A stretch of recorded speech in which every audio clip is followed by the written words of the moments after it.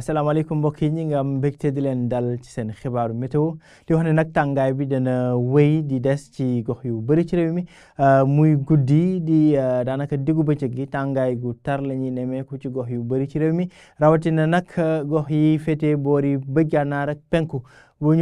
loolu weesoo mbokk yi ñi ngi xaarandi ba léegi ay taw yu néew yu desandi nag ci diggante bëj saalum réew mi rawatina nag boori Kédougou jàpp boori Ziguinchor ñu jàll ci leeral xibaar yooyu lay mbokk yi asamaan si dana wéy di leer ci gox yu bëri ci réew mi dana am tuuti niir yu jóge biir géej nag waliyaan ci biir dëkk bi waaye daanaka asamaan su leer lañ fi gën a gis taw mi nag dana wéy ci boori Guinée dana laal tuuti goxu bëj saalum réew mi ñu jàll ci xibaar yooyu le ci suñu nataalu guddi tey gi le ñi ngi xaarandi ay taw yu néew lay doon diggante Ziguinchor waaye tamit ca boori Kédougou maanaam ci bëj saalum réew mi asamaan si dana bëri niir diggante Sédhiou ak Kolda waaye foofee séntuñu fa ay taw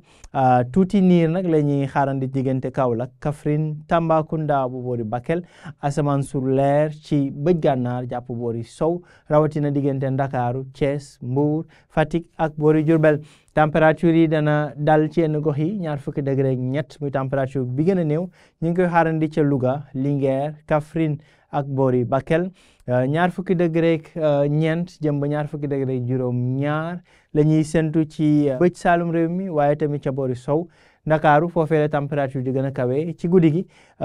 toll ci 20 degré juróom ñaar 20 degré juróom ba juróom benn la ñuy xaarandi diggante Saint-Louis Podor ak boori Matam mbokk yi ëllëg ci diggu bëccëg gi tàngaay bi dana fës bu baax ci réew mi rawatina ni ñu ko waxee ci tàmbali gi boori bëj gànnaar ak penku 40 degré jàpp 40 degré ak benn la ñuy xaarandi ca Podor Linguère waaye tamit ca Louga Diourbel ak boori Bakel 40 degré ak juróom ñaar ba juróom ñeent la ñuy sentu ci diggu réew mi rawatina ca boori Fatick Kaolack Kaffrine jàpp Tambacounda waaye tamit ca boori Matam Ndakaaru foofee température yi dana xaw a kawe mooy bi gën a néew mbokk yi ci réew mi ca Ndakaaru waaye teewul tàngaay bi dana wéy di fës ci capitalu Sénégal 40 degré ak ñeent 40 degré ak ñeent ba juróom benn ca boori Casamance waaye tamit ca Kédougou bu ñu xoolee ci diggu bëccëg gi jant bi dana fës bu baax ci réew mi rawatina boori bëj gànnaar diggu réew mi danañ am tuuti niir ca boori Kaolack Kaffrine Tambacounda Sédhiou ak Kolda ëllëg ci ngoon mbokk yi ci alxames bi ci ngoon jàpp guddi ajuma ñi ngi sentu ay taw ca boori Ziguinchor ak boori Kédougou mbokk yi di waxaale rek ni taw mi des na ci yenn goxu réew mi fan yi di ñëw ñi ngi sentu yeneen taw ci gox yu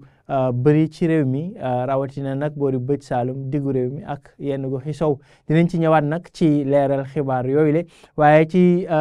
fi mu ne nii nag tàngaay bi moo fi gën a fës ak tekkaaral goo xam ne dañ ko nemmeeku ci gox yu bëri ci réew mi mbokk yi li ma doon xibaar yi ñu jox leen dig daje ba ëllëg ci yeneen xibaar météo mën ngeen wéy nag di ñu topp ci suñu xarala yi ci Facebook X Instagram waaye tamit ci suñu chaîne YouTube ak chaîne WhatsApp ak ci suñu site web muy www.nassim.sn jërë ngeen jëf mbokk yi ba ëllëg incha allah